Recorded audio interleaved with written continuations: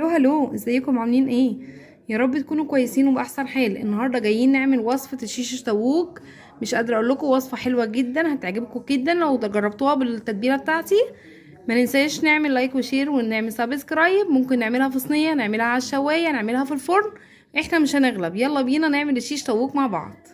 تتبيلة الشيش طاووق: عندي كيلو وراك من الشيش طاووق. هحط لها بصلايه مفرومه بالشكل الجميل ده، واحط لها بقى ايه 4 فصوص توم او 3.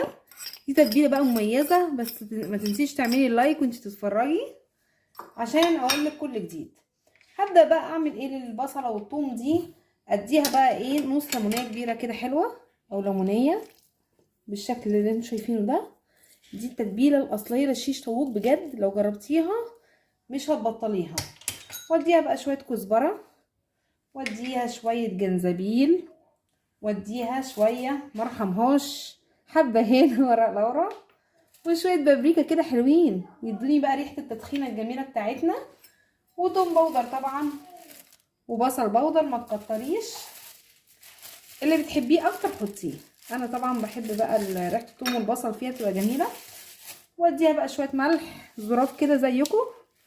واديها برضو ايه بقى تاني، هديها بقى شويه زيت حلوين كده، معلقتين 3. واديها معلقه زبادي حلوه من اللي احنا كنا عاملينه مع بعض. ما ننساش الزبادي كده نحط حوالي زي مثلا ايه علبه كده مثلا او مكعبين. الزبادي ده بحتاجه حلو قوي. واحط لها بقى بابريكا.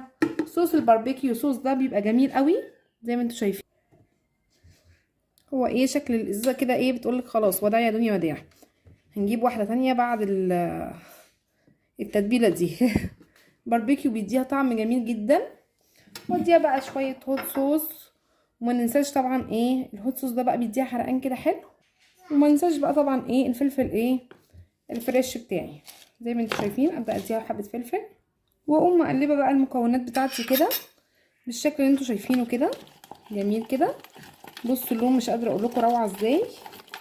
التتبيله دي بقى يعني بتبقى تحفه جدا لو انت عملتيها قبليها بليله. وابدا انزل بقى مكعبات الوراك بتاعتي اللي انا مخليه ومتقطعه بالشكل الجميل ده. انزل على اكون غسلاها بقى بسكر وليمون وملح ودقيق وكده، وابدا ان انا ايه اتبلها حلو.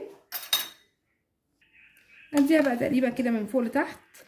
اراعي ان كل الفراخ بتاعتي تبقى ايه اتبلت بالشكل الجميل ده.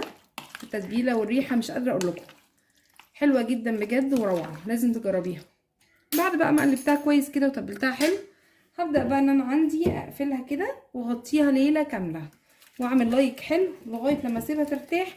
ما لحقتيش وعايزه تعمليها كلها في يوم واحد، سيبيها مش اقل من ساعتين في التتبيله دي بالشكل الجميل ده. نعملها بالاسترتش ونسيبها بقى ايه ترتاح. الفراخ بعد ما تبلتها كده ليله كامله، هبدا ان انا عندي سياخ دي بلاها خشب. هبدا احط بقى بصلايه مكعب فراخ كده زي ما انت شايفه بالطريقه دي.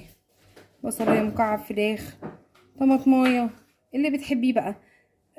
فرخيه تاني. ابدا ان انا اعيد تاني كل شويه ايه بصلايه طماطمايه فلفلايه، فاهماني؟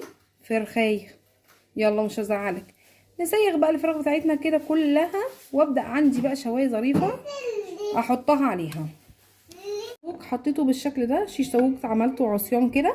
عندي بقى شوايه، عندك صينيه في الفرن بورق فويل بشويه زيت، هتبداي ان انت تعمليها بقى بالشكل ده. هنزل بقى عندي كده السياخ، مش قادره اقول لكم الريحه روعه، حاجه جميله كده ما شاء الله وظريفه. الاولاد هيحبوها جدا انك تعمليها وصفه سريعه، سندوتشات بقى مع رز بسمتي براحتك، مع شويه مكرونه، حاجه كده خطيره.